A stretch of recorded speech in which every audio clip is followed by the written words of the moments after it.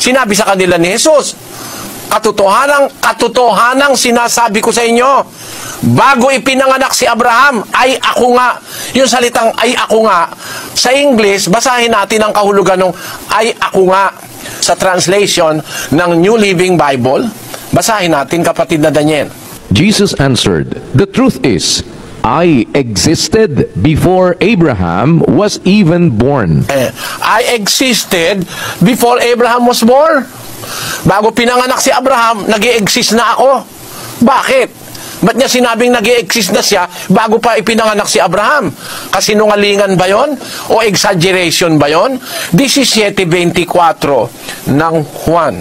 Ama, yaong mga ibinigay mo sa akin ay ibig ko kung saan ako naroroon, sila naman ay dumuong kasama ko, upang makita nila ang kaluwalhatian ko na ibinigay mo sa akin, sapagkat ako'y iyong inibig bago natatag ang sanglibutan. Di naman pala siya umiral lamang nung bago si Abraham eh. Umiral na pala siya bago natatag ang sanlibutan.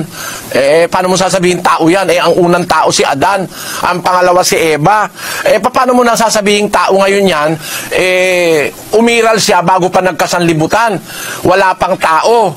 Ang tao kasi nilalang sa alabok ng lupa. Ang isa pa po sa mga talatang ginagamit ng mga nagtuturong Diyos daw ang Panginoong Jesucristo ay ang nasa Juan 8:58 para palitawing Diyos ang Panginoong Jesus. Pakinggan po ninyo mga kaibigan. Babasahin po namin ang nilalaman ng talatang nabanggit, Juan 8:58. Sinabi sa kanila ni Jesus, katotohanang sinasabi ko sa inyo, bago ipinanganak si Abraham, ay ako nga. Bago si Abraham, ay ako nga. Pinalilitaw nila na existido na ang Panginoong Jesucristo bago pa isinilang si Abraham. Mga kaibigan, ano po ang katunayang maling pagpapakahulugan ito sa talata? Sapagkat ang Panginoong Jesucristo po ay tinatawag ng binhi ni Abraham. Yan po ay mababasa nating nakasulat sa Galatia 3 sa talatang 16. Ngayon kay Abraham nga sinabi ang mga pangako at sa kanyang binhi.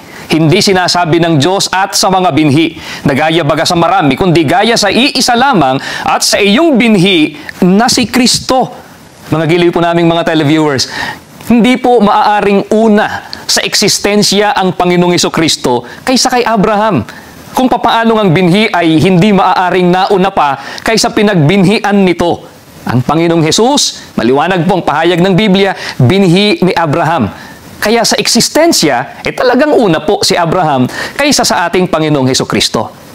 Kung gayon, bakit po sinabi ng Panginoong Jesucristo na bago si Abraham ay ako nga? Sapagkat una po ang Panginoong Jesucristo sa panukala ng ating Panginoong Diyos. Hindi lamang po kay Abraham, kundi maging sa lahat ng mga bagay. Yan po ay mababasa natin sa pahayag ni Apostol Pablo dito po sa Colosas sa 1:17. Babasahin ko rin po ang talatang 15. At siya'y una sa lahat ng mga bagay, at ang lahat ng mga bagay ay nangabubuhay dahil sa Kanya, na siya ang larawan ng Diyos na di nakikita, ang panganay ng lahat ng mga nilalang. Ayon po kay Apostol Pablo, ang Panginoong Jesucristo ang panganay o una sa mga nilalang ng Panginoong Diyos.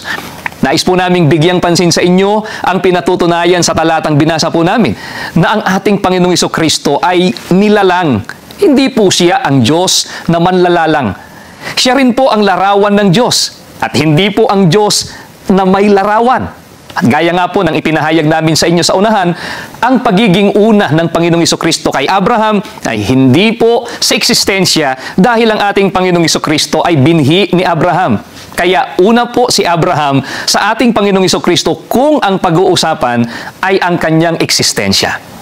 Kung gayon, sa anong sentido panganay o una ang Panginoong Jesucristo, hindi lamang kay Abraham, kundi sa lahat po ng mga nilalang ng ating Panginoong Diyos? Maliwanag po nating mababasa ang sagot sa katanungan yan dito po sa unang Pedro, sa 1:20. Ganito po ang pahayag. Itinadhana siya ng Diyos bago palikhain ang sanlibutan at ibinunyag naman alang-alang sa inyo sa mga huling araw na ito. Mga kaibigan, mga kababayan, napakaliwanag po ng pahayag ng Biblia.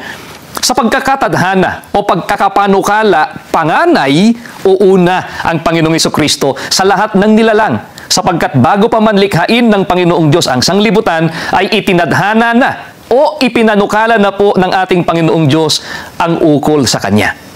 Ito rin, mga kababayan po namin, ang pinatunayan ni Apostol Pablo sa kanyang sulat sa mga Kristiyanong taga-Korinto. Pakinggan po ninyo ang kanyang sinasabi sa unang Korinto 2, mga talatang 2 at 7, ganito ang kanyang pahayag. Ipinasya kong wala akong ipangangaral sa inyo, kundi si Hesukristo na ipinako sa krus. Ang tinutukoy ko ay ang panukala ng Diyos na nalihim sa tao. Itinalagan niya ito para sa ating ikaluluwalhati bago likhain ang sanlibutan. Narinig po ba ninyo yon, mga kaibigan? Ayon kay Apostol Pablo, bago pa man likhain ng Panginoong Diyos, si Abraham at ang buong sanglibutan, ay mayroon na pong panukala ang Panginoong Diyos para sa ikaluluwalhati ng kanyang mga hinirang. At ang panukalang ito ay isa sa katuparan ng Panginoong Diyos sa ating Panginoong Hesukristo. Yan naman po ay mababasa po nating pinatutunayan ni Apostol Pablo sa Efeso sa 3 at sa talatang 11. Ganito ang kanyang pahayag. Alinsunod ito sa walang hanggang panukala na isinakatuparan niya kay Kristo Jesus na ating Panginoon. Pinatutuhanan po ni Apostol Pablo ng ating Panginoong Hesukristo ang katuparan ng walang hanggang panukala ng Panginoong Diyos. Kaya, ang pagiging una ng Panginoong Hesukristo, hindi lamang po kay Abraham, kundi maging sa lahat ng mga nilalang ay tumutukoy hindi po sa kanyang eksistensya, uulitin po namin, hindi po sa kanyang eksistensya, kundi sa pagkapanukala. At kung alin po ang panukalang ito, maliwanag din po ang pagtuturo ni Apostol Pablo. Dito po sa Efeso, sa 1:9 hanggang sa talatang 10, upang lubos nating maunawaan ang kanyang lihim na panukala na isa sa katuparan sa pamamagitan ni Kristo pagdating ng takdang panahon. Ang panukalang ito ay pag-isahin kay Kristo ang lahat ng nasa langit at nasa lupa. Bago pa man po likhain ng Panginoong Diyos ang lahat ng bagay, binuunan niya ang kanyang panukala na ang lahat ay pag-isahin sa ating Panginoong Hesukristo. Sa ganito una o panganay ang Panginoong Hesus sa lahat po ng nilalang ng Panginoong Diyos. Sa ganito po siya una kay Abraham at sa lahat ng mga bagay. Mga mahal po naming mga televiewers, salamat pong muli sa ginawa po ninyong pagsubaybay. Hanggang sa muli.